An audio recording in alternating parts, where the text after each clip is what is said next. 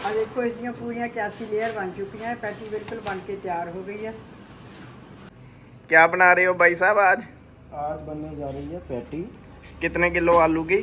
9 kilo आलू की, इससे 140 पैटी बनेगी। ठीक है। अब इसमें डालेंगे 2 किलो मैदा।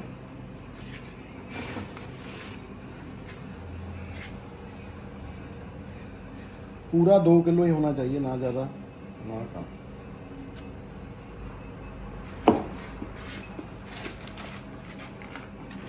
पचास ग्राम नमक।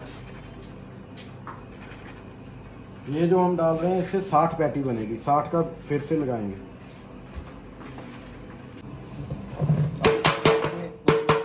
अब इसमें डालेंगे थोड़ा सा तेल।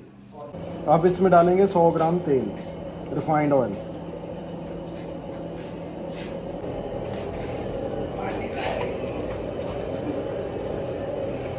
अब इसमें डालेंगे पानी। 2 किलो मैदे में 950 ml, यानी कि लीटर से थोड़ा सा कम पानी जाएगा। ये देखिए जैसे डो पूरा तैयार हो चुका है। अब इसको निकाल के इसके ऊपर लगाएंगे। ऐसे निकालने के बाद फिर थोड़ा सा इसको इस शेप में लेके आएंगे।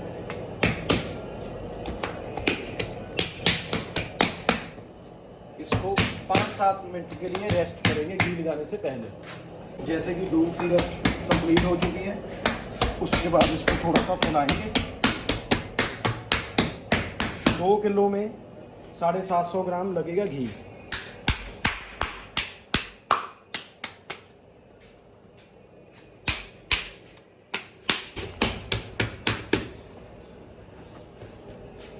अब इसको अच्छी तरह से लगाना है, कोई भी जगह रहनी नहीं चाहिए।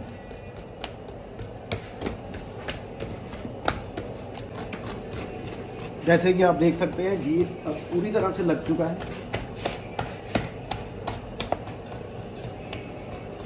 अब घी लगाने के बाद अब इसको देंगे पहला फोल्ड।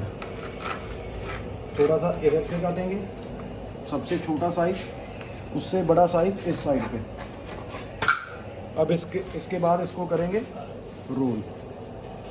रोल करने के बाद पहला फोल्ड दूसरे के अंदर, दूसरे वाला तीसरे के।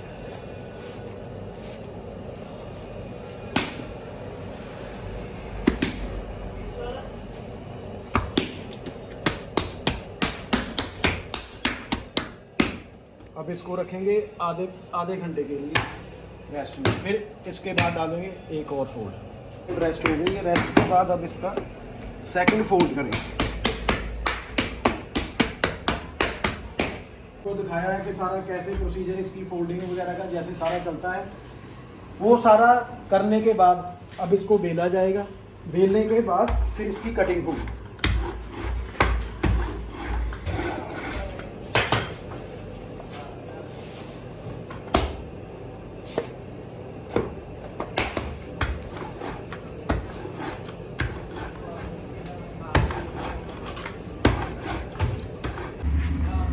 जैसे कि आपने देखा कि जैसे उस डो को हमने पूरा जैसे शीट के हिसाब से बेल लिया है।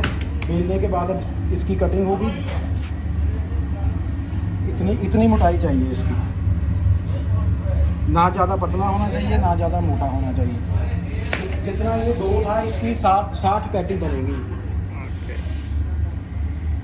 अपने हाथ के हिसाब से इसकी कटिंग होगी। अगर आपको हाथ के हिसाब से नहीं कटिंग का पता लगता तो आप जैसे कोई भी चीज़ है, जैसे पैटी के साइज़ के हिसाब से आप बनवा लेना, उसके हिसाब से कटिंग कर लेना।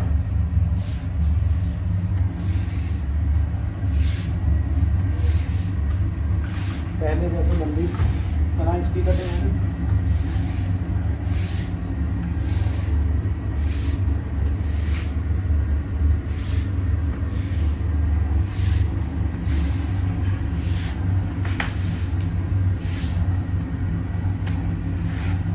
साइड को जैसे ऊपर की तरफ से 10, इस साइड से 6। जैसे पहले रफली आपने मेजर कर लेना है कितना काटना है, फिर अपने हिसाब से इस साइड से भी अपने हाथ के साइज का ही काटना है।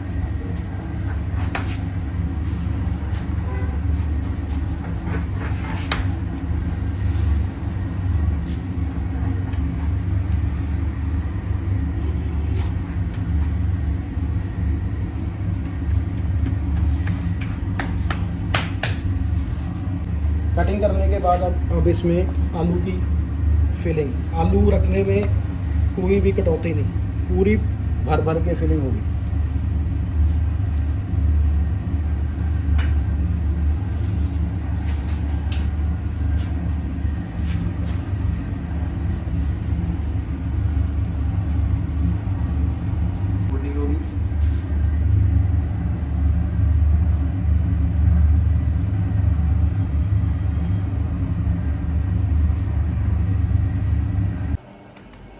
जैसे कि पैटी की फोल्डिंग का प्रोसेस आपको सारा बता दिया गया है। ये इसकी जैसे कटिंग मैंने की है, ये हमसे सीख रहे हैं पिछले 10 दिन से, बाकी की कटिंग ये आपको करके बताएंगे।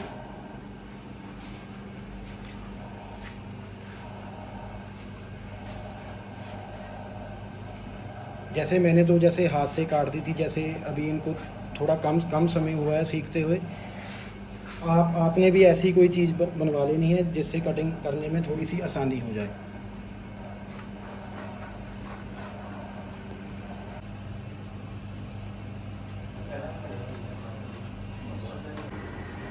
जैसे ये आपको अब फिलिंग करके दिखा रहे हैं। फिलिंग के बाद अब ये फोल्डिंग, इसके बाद मिल्क वॉश सारा करके दिखाएंगे। मैम आपका कैसा एक्सपीरियंस रहा यहाँ पे काम करने का? मेरा एक्सपीरियंस यहाँ पे बहुत बढ़िया है। मैं यहाँ पे 15 दिनों से सीख रही हूँ। ओके। और मुझे काफ़ी नॉलेज यहाँ से मिल रही है। जैसे कि आप देख रहे हैं, ये लड़का जैसे पैटी को मिल्क वॉश कर रहा है। मिल्क वॉश करने से पैटी का कलर बहुत बढ़िया आएगा। और आपको कितना टाइम हो गया भैया यहाँ पे? मुझे अभी थोड़े दिन ही हुए हैं यहाँ पे सीखते हुए। मैंने अभी थोड़ी देर पहले ही +2 की थी और मेरी आइट्स कंप्लीट हो गई है। और मुझे किसी कज़न ने जो बाहर रहता है कनाडा में, उसने रिकमेंड किया है कि आप बेकरी का काम सीख के आओ। सो मैं यहाँ से सीख रहा हूँ और यहाँ पे बाजी है वो बहुत अच्छा सिखा रहे हैं और मुझे 2 दिन में काफ़ी पता चल गया कि पैटी का प्रोसेस कैसे होता है। जैसे कि आप देख सकते हैं, ये पैटी का सारा प्रोसीजर कंप्लीट हो गया है। अब ये जाएगी ट्रे में लग के ओवन में पकने के लिए।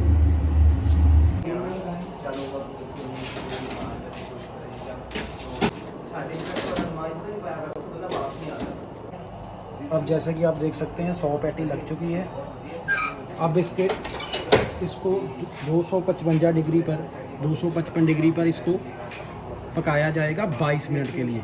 22 मिनट में पैटी पक के फिर तैयार होगी। आप जैसे देख सकते हैं, सारे मेथड को अच्छी तरीके से डन करने के बाद ऐसी पैटी बन के ओवन से बाहर आएगी, बिल्कुल क्रिस्पी और क्रंची।